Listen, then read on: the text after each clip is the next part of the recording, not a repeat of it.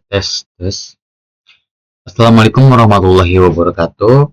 Halo semuanya, kembali lagi dengan saya Arif Rahman Effendi dengan NIM 3 digit terakhir 069 dari program studi Teknologi Realitas Otomasi Departemen Teknologi Industri Sekolah Vokasi Universitas Diponegoro.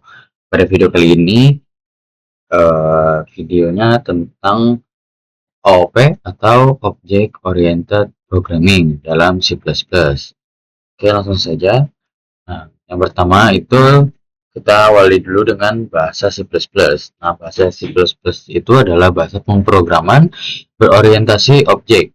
Jadi, segala sesuatu dalam C++ dikaitkan dengan kelas atau objek, beserta atribut dan metode. Misalnya, dalam kehidupan nyata, mobil adalah sebuah objek. Nah, mobil memiliki atribut seperti berat dan warna, serta metode itu seperti berkendara dan rem.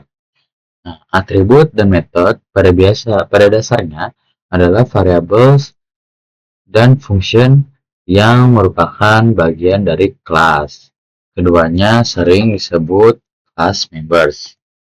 Nah, untuk OOP ini atau Object Oriented Programming, analogi sederhananya seperti pemrograman berorientasi objek atau OP adalah cara menulis program dengan membagi masalah menjadi objek-objek. Nah, objek ini mempunyai data yang disebut atribut dan perilaku yang disebut fungsi atau metode. Nah, analoginya membuat cetakan kue dan kuenya. Nah, kelas itu cetakan kue. Nah, untuk objeknya itu kue yang dihasilkan dari cetakan itu. Nah, semua kue dari satu cetakan punya bentuk yang sama, tetapi isi atau toppingnya atau disebut dengan atribut itu bisa berbeda.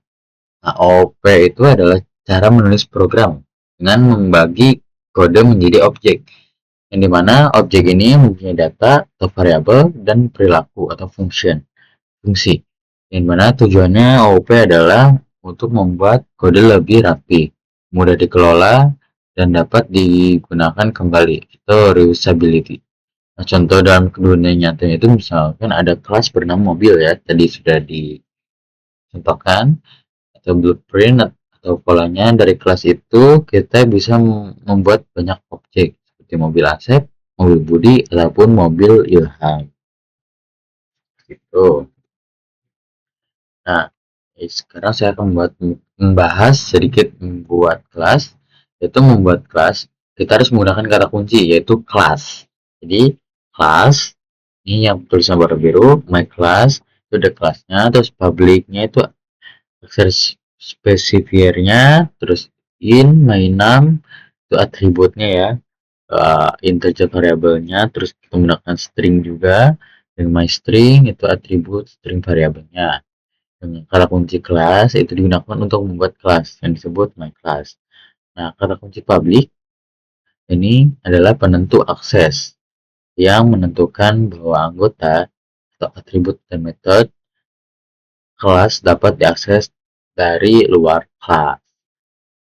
Terus di dalam kelas terdapat variabel integer main name dan variabel string my string, yang dimana ketika variabel dideklarasikan di dalam kelas, variabel tersebut akan disebut atribut, dan akhiri definisi kelas dengan titik koma karena ini dalam bahasa pemrograman C++.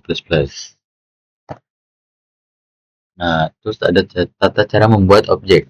Dan dalam C++ ini, sebuah objek dibuat dari sebuah kelas, yang dimana kita telah membuat kelas bernama tadi my class. Jadi sekarang kita dapat menggunakannya.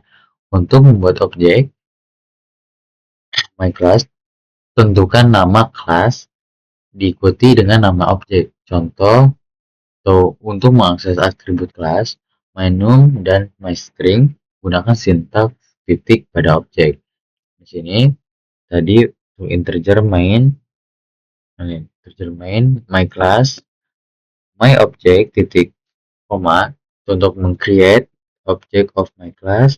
Terus kita mengakses atribut dan set value-nya my object titik my name terus 15 titik koma, terus my object, my string, sini sama some text. Di sini kita akan memprint atribut value-nya ya. Nah, float my object 6, terus end quote my object my string. Dan jangan lupa menggunakan return 0. Nah, selanjutnya ada class method, yang dimana metode ini adalah fungsi yang dimiliki oleh kelas. Ada dua cara untuk mendefinisikan fungsi yang termasuk dalam suatu kelas. Yang pertama, definisi kelas dalam inside atau class definition. Lalu yang kedua ada definisi kelas luar atau outside class definition. Yang pertama, eh, definisi dalam di dalam atau inside, yang dimana dalam contoh berikut kita akan mendefinisikan suatu fungsi di dalam kelas dan kita dapat menamainya my method. Catatan ini oke, ada catatan di mana kita mengakses metode seperti kita mengakses atribut dengan membuat objek kelas dan menggunakan titik sintaks titik. Oke, seperti ini. Voice my method function definisi inside in class, di mana dari ini voidnya my class method, terus makan dalam kurung, so nanti kita integer, kita akan menjalankannya main my class my object titik koma, terus my object titik my method ya, seperti ini disuruh menggunakan sintaks titik. Lalu ada kelas outside method, yang dimana terkadang lebih baik untuk menindaklanjuti metode di kelas dan mendefinisikannya kemudian terutama dalam program besar. Hal ini dilakukan dengan menentukan nama kelas, diikuti operator resolusi cakupan, diikuti dengan nama fungsi. Di sini sudah ada lagi contohnya, di mana akan ada my method function definition outside, jadi penambahan kelas outside-nya itu my class titik dua my method, seperti itu ya teman-teman. Lalu selanjutnya ada namanya parameter.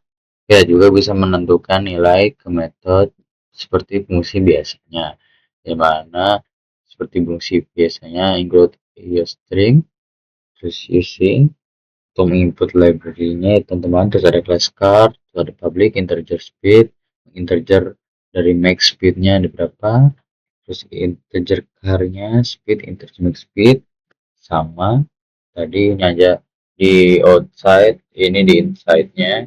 Kita main untuk parameternya dan seperti ini speednya kita masukkan 200 seperti itu teman-teman. Lalunya ada selanjutnya ada konstruktor, di mana konstruktor adalah metode khusus yang secara otomatis dipanggil saat objek suatu kelas dibuat. Untuk membuat konstruktor ini digunakan nama yang sama dengan kelas, diikuti tanda kurung. Seperti contohnya my class untuk membuat kelasnya, terus public untuk akses spesifiernya, terus kita my class dalam kurung untuk konstruktornya ya. Ini teman-teman my class dalam kurung, nah ini seperti itu. Untuk membuat konstruktor gunakan nama sama dengan kelas diikuti dengan tanda kurung seperti itu ya. Lalu aturan konstruktor, yang pertama itu ada konstruktor memiliki nama yang sama dengan kelas tadi udah, lalu tidak memiliki tipe pengembalian bahkan void. Nah, ini tidak dalam void. Lalu juga biasanya diumumkan ke publik secara otomatis dipanggil saat suatu objek dibuat. Nah, mungkin ini yang terakhir ada inheritance atau pewarisan, yang dimana itu memungkinkan suatu kelas untuk menggunakan kembali atribut dan metode dari kelas lain. Ini membantu dalam menulis kode yang lebih bersih dan efisien dengan menghindari duplikasi. Nah, jenis-jenis konsep pewarisannya itu adalah derived class dengan class that inherits from another class atau kelas yang mewarisi dari kelas lain. Kedua ada base class atau parent, the class being inherited from atau kelas yang diwarisi dari kelas itu. Untuk mewarisi tadi untuk mengisi dari suatu kelas harus menggunakan simbol titik dua. Oke, langsung saja ke dalam Visual Studio Code. Di sini saya sudah membuat programnya, teman-teman. Mungkin di sini saya akan menjelaskan beberapa bagian programnya.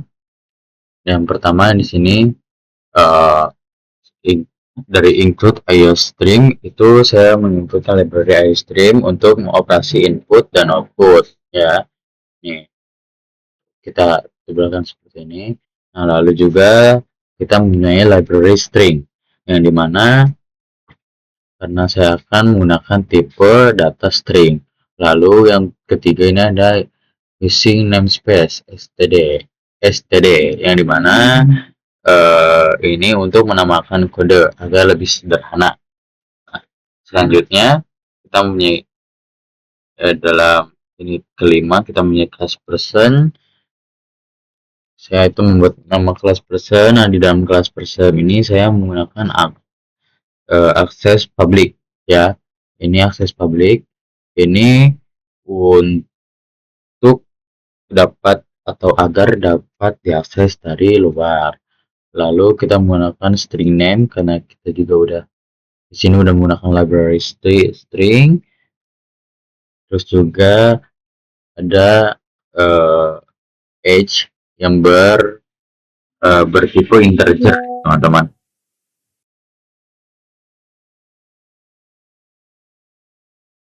Nah, langsung sekarang saya menambahkan konstruktor di sini.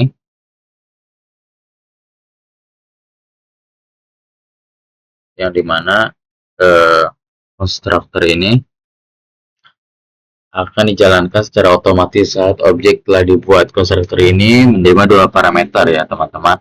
Di sini dua parameter, string n dan integer a, yang dimana itu ya parameternya n dan a. N itu untuk name dan a itu untuk age atau umur. Nah, selanjutnya itu dari void introduce, kita di sini tuh membuat metode ya, yaitu yang namanya introduce, yang dimana metode ini akan mencetak nama dan umur yang telah dimasukkan oleh pengguna ataupun user pada sebelumnya, pada yang ini. Nah, lalu ini kita menekan metode kemudian kita di sini saya lupa baca. Kemudian yang ini fungsi main ya, yang dimana saya membuat objek berinisial P person ya kan, dari kelas person, dari kelas person ini menyambung ke sini. Kemudian saya menampilkan metode introduce untuk menampilkan perkenalan yang tadi sudah dibilang. Nah, di sini nanti akan memunculkan nama dan umur. Di sini tadi person P itu akan memunculkan nama Arif dan umurnya 20 tahun. Di sini nanti akan memunculkan nama Arif, umur 20 tahun, dan jangan lupa program ditutup dengan return 0. Di sini kita langsung menjalankannya saja. Oke, nah di sini sudah terlihat outputnya. Hello, my name is Arif and I am 20 years old. Ini mana tadi namanya ada Arif, di sini sudah benar, dan age-nya itu 20. Nah, mungkin selanjutnya saya akan ke inheritance atau yang dinamakan pewarisan. Oke. Di sini sudah terbuat programnya. Ya, tadi ini juga sudah apa namanya? Ini library IOStream, terus juga ini vektor untuk nanti vektornya, terus using namespace seperti yang tadi untuk mempermudah penamaan kode agar lebih sederhana. Di sini class induknya adalah class animal, terus public string name. Jadi lalu animal akan memasukkan string n, ini itu adalah nanti nama atau yang akan diinput ya. terus di sini void speak, yang mana akan dicetak name dari terus make a sound. Langsung kelas turunannya teman-teman. Ini kelas dog, public animal. Publiknya itu dog, string n, dan mana n-nya tadi adalah yang diberikan nanti oleh si pengguna, yaitu animal n, void product, counter names, say wolf. Ini langsung saja integer main-nya yang berfungsi itu buat ya. Lalu berikan saya Budi, dan jangan lupa diakhiri dengan return 0. Kita langsung saja menjalankannya teman-teman. Nah, di sini sudah muncul Budi make a sound. Budi akan menjawab wolf. Nah, ini dia. Sudah benar tadi akan menjawab langsung wolf. Seperti itu. Mungkin itu saja yang dapat saya tampilkan, yang dapat saya pelajari, dan semoga teman-teman paham dan mempelajarinya juga. Saksikan terus di video-video selanjutnya. Bye-bye.